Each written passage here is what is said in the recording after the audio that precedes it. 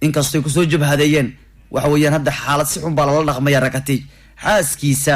ayaa baraha bulshada ku muujisay sida ay ugu xun tahay dhaqanka ay Barsh kula kacays odaygeeda gabartii waa gubatay gabartii waa gamaartay odaygeedii baad ku ayaad mataqaana baryaankeed ku haysaan markaad soo dejoonayseen waqtigan waxa muuqata Ivan inuu waqti fiican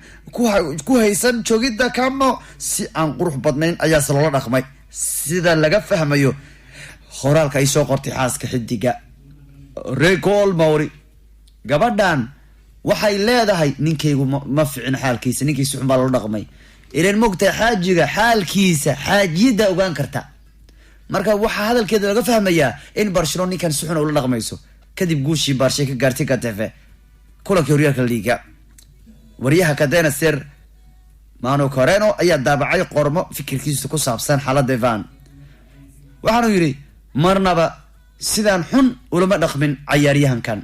marnaba si xun hawlo dhaqmin ciyaaryahankan buu yiri xaaska xidiga Mauri ayaa Instagram kaga hadashay arikan waxayna soo qortay wali gacmahaaga hoos ha u dhigin waxa tusaale u tahay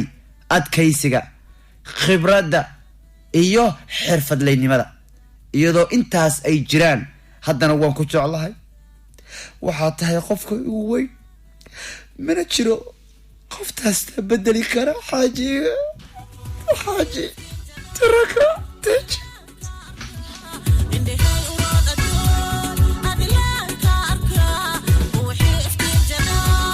وريحي برشا سان عدالة معهن Rakatic ما سان او يليسان والركاتيج كيني اللي جاب هذا Rakatic وحكستين لقبتي بريان وضح ماينيسان وخي حاجيدي عاو فوريسان اوينيسان ميكي يوسيحباد ورق ميسان يا برشلون وحالة اللي هاي Rakatic وكي لقليسان إنكستوي برشا دحبادن ايهيستو يا إيقا دحبادن سو أروسري سيلو هيا برشلون Rakatic بوسكايت فيدال كي كلام محاولة في دال كي كلام هو حميد كلام أرتور ميلا يا ديجون سام الله بدنا ترس ماله ركز مركز الوهاية لكن ما فعلا مسيدا يقولون رقمان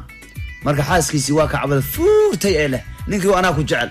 مركب بارشا وضيق يديس عم بيقولون رقم يسا قبلنا ما قرنا يسا وقبل جعل كذا جعل كذا وكورة روي Rakatic وحير ما تقانا يا asagoo ka hadlayay Rakatic Champions League ayuu ka soo garab dhigay jecel gabadhan hadda saa ugu ooynaysa Rakatic ee dhahaysa odaygeeyo maxaa sida ugu dhibaysan leh waxay ahayd buu Rakatic gabadha jecelkeeda kula intaan ka maray Champions League ka fudud kula qaadaysa ya Champions League aad ogtihiin inuu yahay Champions League tartan culus iyo gabadha jecelkeeda tartanka weyn ee Champions League fudud